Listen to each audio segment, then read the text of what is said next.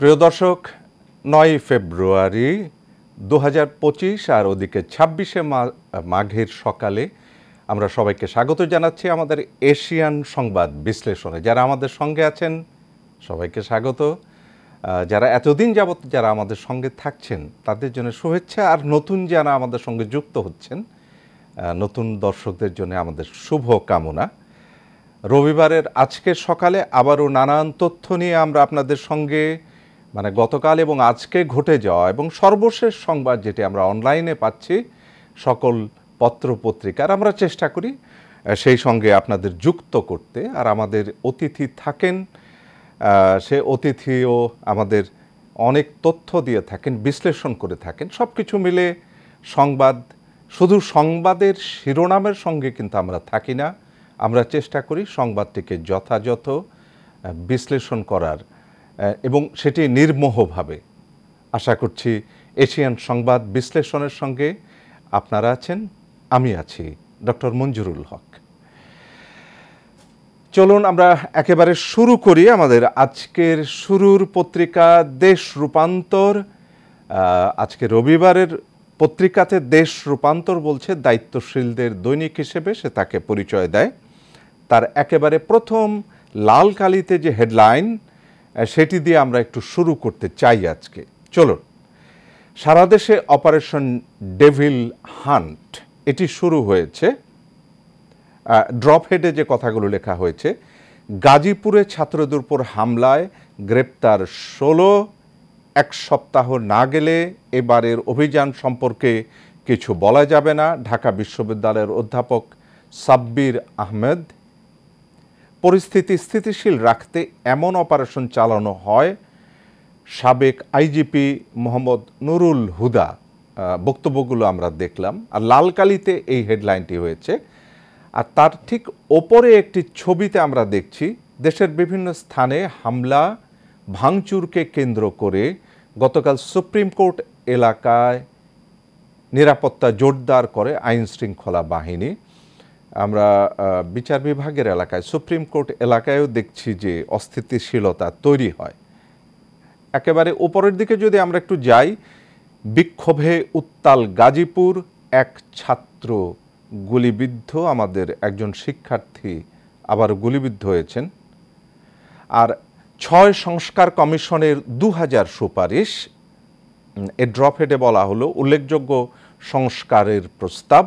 তার মধ্যে রয়েছে আদালতগুলোর ইনফরমেশন ডেস্ক স্থাপন, মামলা জট কমাতে অবসরপ্রাপ্ত জেলা জজদের চুক্তিভিত্তিক নিয়োগ, মামলা তদন্তের জন্য পুলিশের আলাদা ইউনিট গঠন।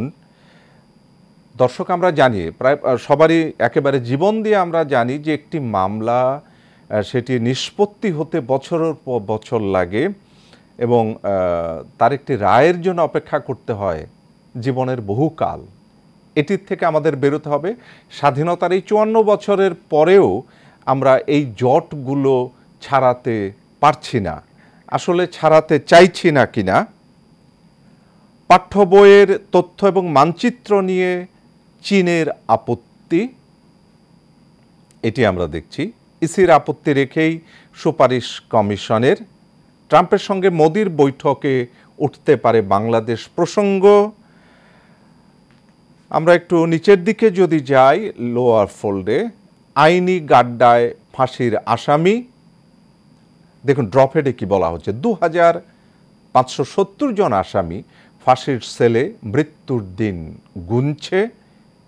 হাইকোর্টে বিচারাধীন ১১০০-র বেশি ডেথ রেফারেন্স মামলা। সুপ্রিম কোর্টের আহ্বানে আইনজীবীদের সাড়া কম। আমরা দেখছি আবারও সেই আইনের বিষয়টি থাকছে, আমাদের মামলা জটের কারণে নিষ্পত্তি হচ্ছে না। ১৫ বছরের সব খাদ্যমন্ত্রী জেলে, সাধনচন্দ্র মজুমদার, কামরুল ইসলাম, রমেশচন্দ্র সেন, ডক্টর আব্দুর রাজ্জাক, এদের কথা বলা হয়েছে। এদিকে আরেকটি সংবাদ আছে, বিএসএমএমইউ এর নাম পরিবর্তন আজকালের মধ্যে। এটিতে বলা হয়েছে বঙ্গবন্ধু শেখ মুজিব মেডিকেল বিশ্ববিদ্যালয়ের নাম বদলে প্রস্তাব করেছে বিশ্ববিদ্যালয় কর্তৃপক্ষ। এ সংক্রান্ত বিশ্ববিদ্যালয় গঠিত কমিটির সুপারিশ গত বৃহস্পতিবার স্বাস্থ্য শিক্ষা বিভাগে পাঠিয়েছেন উপাচার্য। এটি রয়েছে প্রক্রিয়ার মধ্যে। আমরা দেশ রূপান্তরের শুরুর কথাগুলো এরকম পেলাম। প্রিয় দর্শক, আমাদের হাতে সময়ের আলো আছে। সময়ের আলো তার প্রথম হেডলাইন করেছে অপারেশন ডেভিল হান্ট। এটি দিয়ে লাল কালিতে এদের প্রধানতম হেডলাইন করেছে। ড্রপ হেডগুলিতে আছে শনিবার রাত থেকে সারা দেশে অভিযান শুরু। ড্রপ হেডে সরকারের কাজ শুধু বিবৃতি বা নিন্দা জানানো নয়, তাদের কাজ ব্যবস্থা নেয়া। জেডাই খান পান্না চেয়ারম্যান আইন ও সালিশ কেন্দ্র।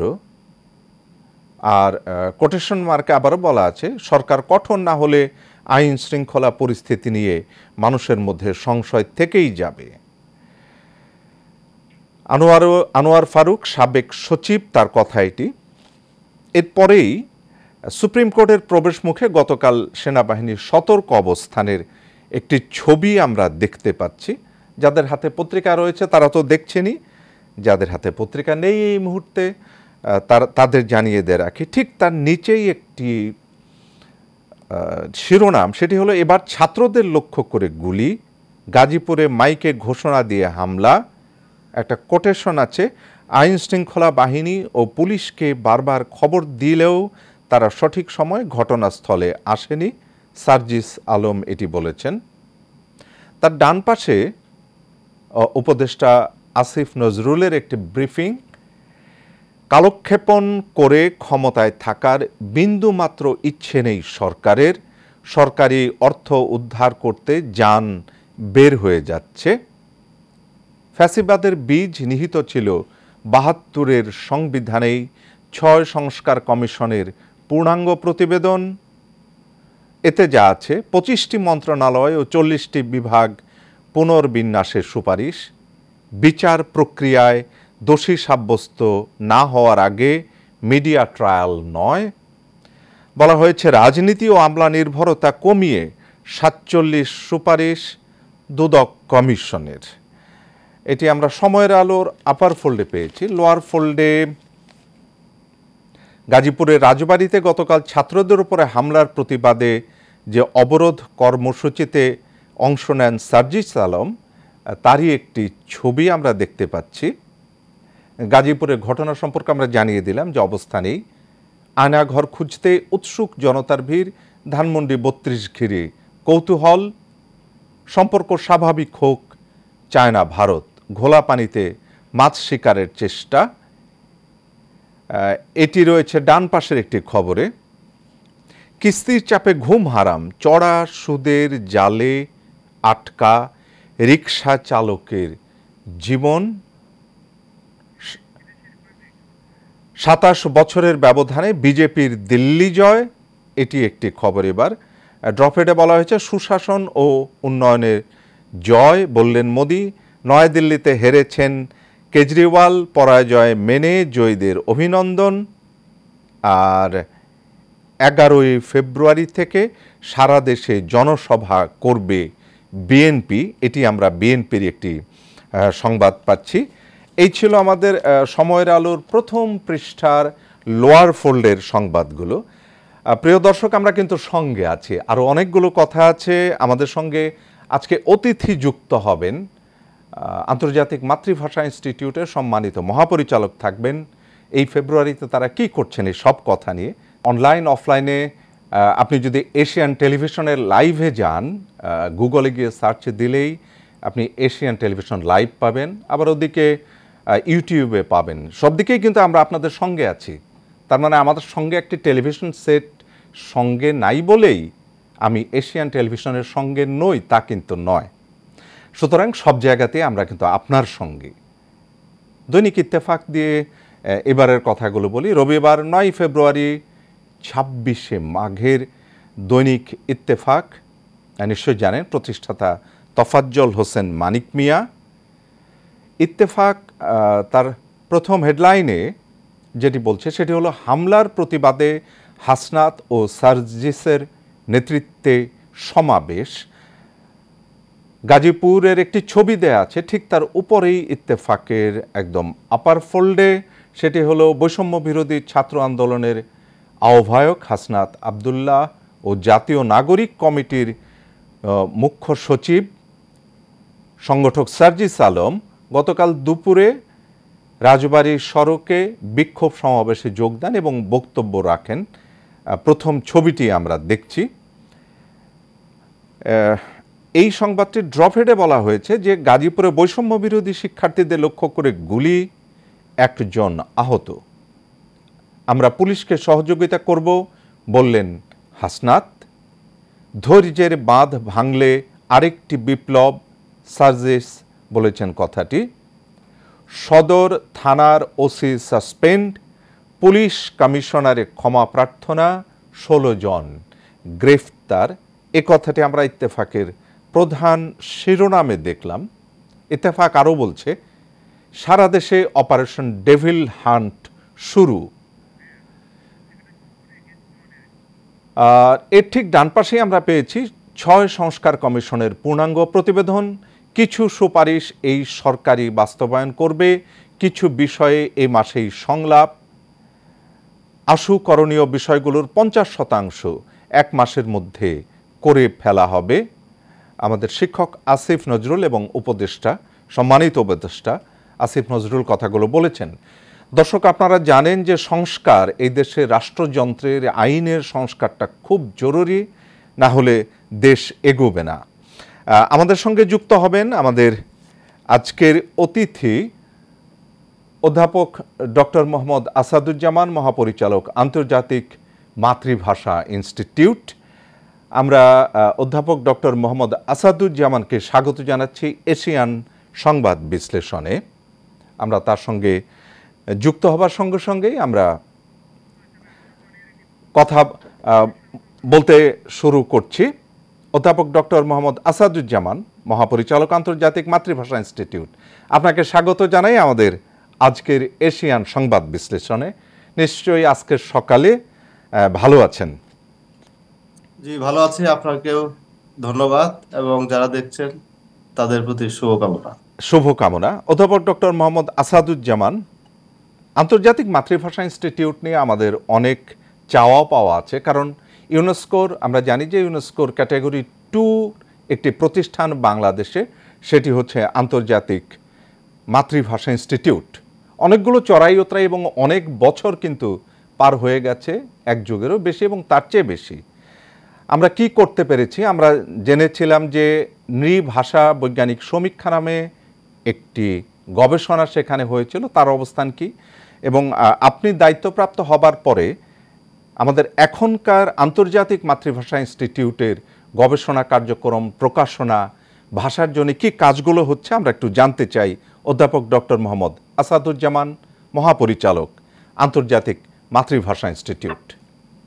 আপনি যথার্থই বলেছেন। আন্তর্জাতিক মাতৃভাষা ইনস্টিটিউট বিশ্বের ভাষা নিয়ে কাজ করে, গবেষণা সংরক্ষণ করে থাকে। বিশেষ করে যে ভাষাগুলো বিপন্ন অবস্থায় আছে পৃথিবীতে, সে ভাষা নিয়ে কাজ করছে। আমরা জানি 7168টি ভাষা আছে পৃথিবীতে বর্তমানে। ডেভিড ক্রিস্টাল নামে একজন ভাষাবিজ্ঞানী বলেছেন আগামী 60-70 বছরের মধ্যে 90% ভাষা পৃথিবী থেকে বিলীন হয়ে যাবে। বাংলাদেশে বাংলা সহ 41টি ভাষা আছে, তার মধ্যে 14টি ভাষা বিপন্ন অবস্থায় আছে। এই যে বিপন্ন অবস্থায় যে ভাষাগুলো, এই ভাষা সম্পর্কে গবেষণা করে তা কিভাবে সংরক্ষণ করা যায়, আন্তর্জাতিক মাতৃভাষা ইনস্টিটিউটের প্রধান কাজ এটি। আপনি যেটা উল্লেখ করলেন, 2013 সালে একটা প্রজেক্ট নেওয়া হয়েছিল বাংলাদেশের ভাষা বৈজ্ঞানিক সমীক্ষা নামে। সেটির কাজ হয়েছে, কিন্তু বই আকারে এখনো বের হয়নি। আমি সেটি পুনরায় প্রকাশ করার চেষ্টা করছি। আমাদের এখান থেকে বেশ কিছু কাজ হয়েছে। মাতৃভাষা পিডিএফ বের হয়েছে 5টি ভাষা, 16টি ভাষার 5টি অভিধান বের হয়েছে এবং বিভিন্ন বই অনুবাদ হয়েছে এখানে।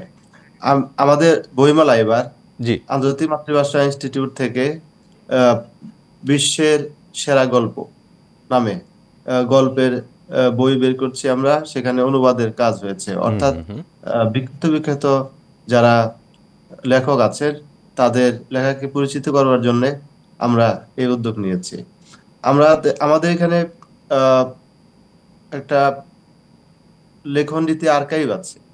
সেখানে 193টি দেশের লিপি সহ একটি আর্কাইভ, সুন্দর একটা আর্কাইভ আছে অধ্যাপক আমাদের ডক্টর এখানে। মোহাম্মদ আসাদুজ্জামান, একটুখানি মাঝখানে প্রশ্ন করি, আর্কাইভ যে বিষয়টি, ভাষার আর্কাইভ, ভাষার আর্কাইভে থাকার কথা হচ্ছে ভাষার প্রাচীনতম নিদর্শন এবং আন্তর্জাতিক মাতৃভাষা ইনস্টিটিউট যেটি বলা হয়, এটি হলো আসলে শুধু বাংলা ভাষা নয়, বিশ্বের সকল দেশের ভাষার একটি সংগ্রহশালা আর্কাইভ।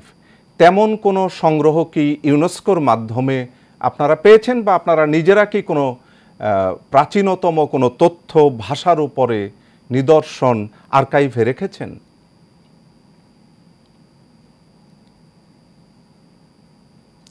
অধ্যাপক ডক্টর মোহাম্মদ আসাদুজ্জামান, মানে আমরা আর্কাইভে কি কোনো প্রাচীনতম কোনো তথ্য সরকারের সহযোগিতায় বা ইউনেস্কোর সহযোগিতায় আমরা কি পেয়েছি? এই আর্কাইভে দুটো বিষয়, একটা হচ্ছে ভাষার জাদুঘর আছে আমাদের এখানে, 188টি দেশের ভাষার বিভিন্ন তথ্য উপাত্ত আছে। সেখানে আমরা দেখেছি কোন ভাষা কি অবস্থায় আছে, অর্থাৎ শিক্ষার্থীরা, গবেষক যারা আছেন তারা এই ল্যাঙ্গুয়েজ মিউজিয়ামে আসলেই তার একটি ধারণা পাবেন ভাষা সম্পর্কে পৃথিবীর। আপনি যেমনটা বলছিলেন, জি, আন্তর্জাতিক মাতৃভাষা ইনস্টিটিউট শুধু দেশের ভাষা নিয়ে কাজ করে না, পৃথিবীর বিভিন্ন ভাষা নিয়ে কাজ করে। জি, সেই ধরনের তথ্য উপাত্ত সবই এখানে আছে।